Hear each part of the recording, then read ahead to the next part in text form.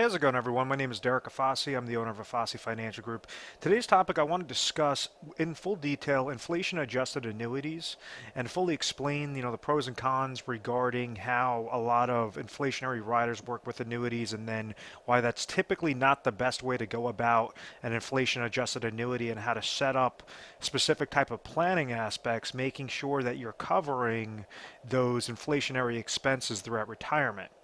So what happens in the first bullet point, I say increasing income to cover inflationary expenses. Typically, an individual is going to go and they're going to retire, or at least be planning for retirement, or currently in retirement, and they're going to go off of three main aspects that they want to make sure is covered. The first aspect is they want to make sure that there's an income that's always going to be there for the rest of their life. Meaning, maybe this income source is going to be through Social Security, maybe it'll be through pension and Social Security. And then they also have retirement accounts that are saved up, such as IRA accounts or cash accounts, whatever the case may be, that they could then leverage as a third source of income.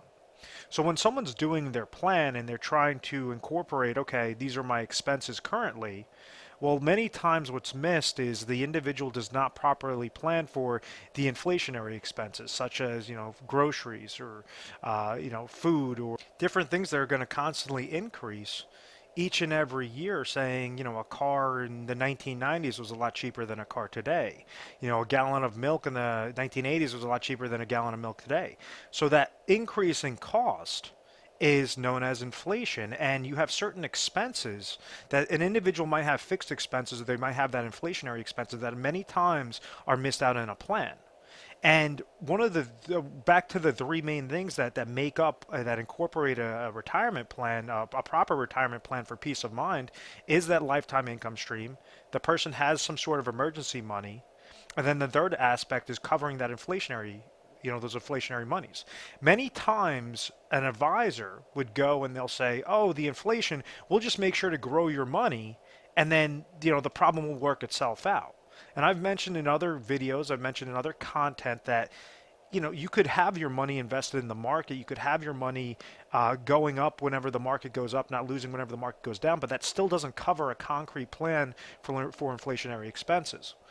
Now, with a lot of these annuity contracts, and annuities are a very good, safe way on how to provide lifetime income on a flat basis, on a fixed basis, saying, okay, if someone goes and takes $100,000, well, we understand that if we have hundreds of different carriers, what might make company A better than company B is this person wants to retire in 2 years. Company A could give them an income stream of $7,000 per year, as opposed to company B, which will give them $6,000 per year.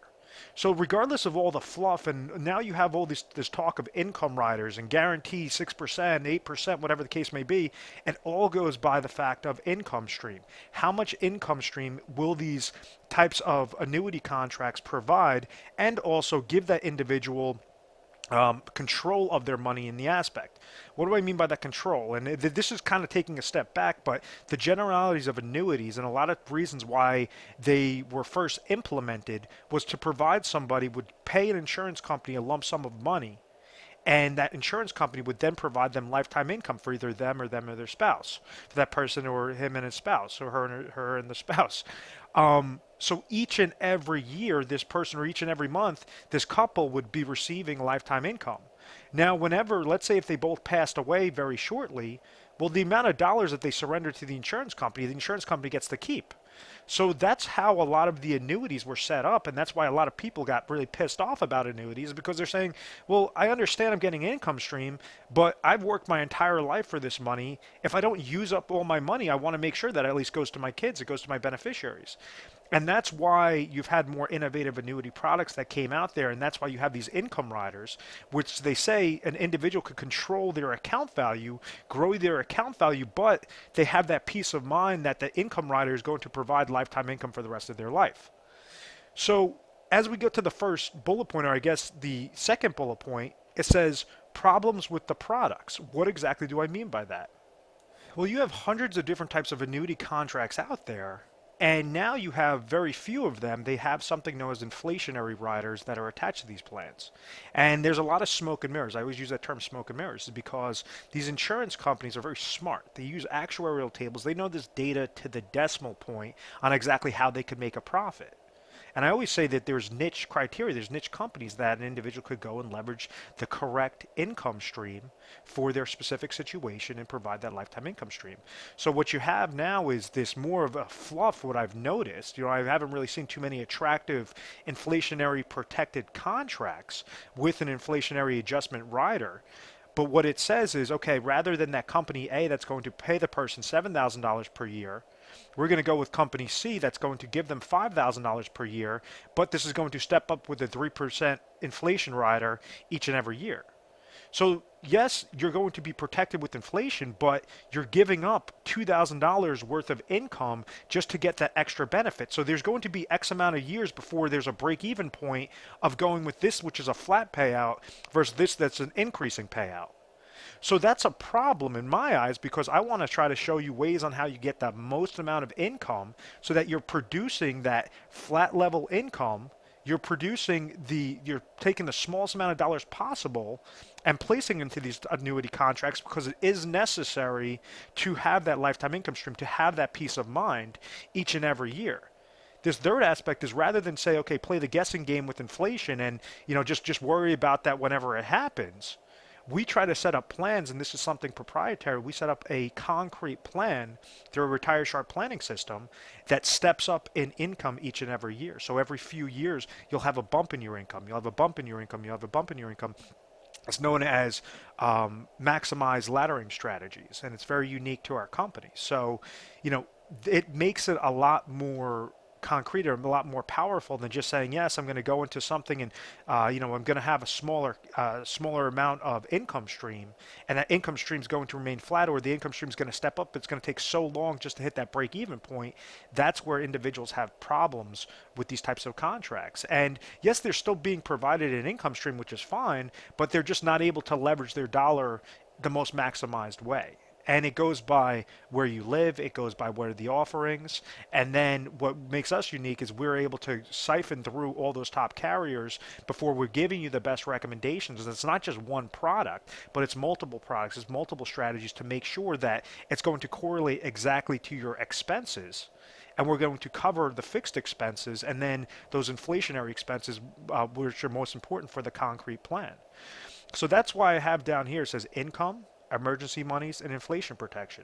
We want to maximize out that emergency monies. We want to maximize out those fund monies that I like to call it, meaning that that's the money that you could risk. You don't want to go into accounts and just play this guessing game with mutual funds because it hasn't worked out for seniors properly, especially with the volatile market conditions that we've been seeing.